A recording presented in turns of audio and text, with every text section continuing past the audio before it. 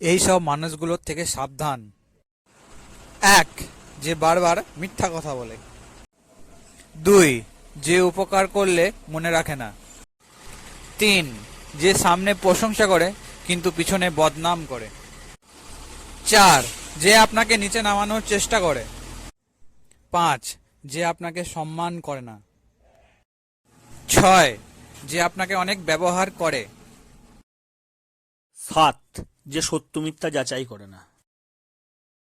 আট, যে উপকারীর উপকার মনে রাখে না।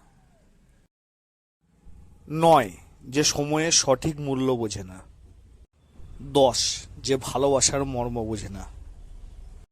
ভিডিওটি যদি আপনার ভালো লাগে তাহলে একটি লাইক করবেন এবং বন্ধুদের সঙ্গে অনেক অনেক করে শেয়ার করবেন এবং আমাদের সঙ্গে থাকার জন্য চ্যানেলটিকে সাবস্ক্রাইব করবেন।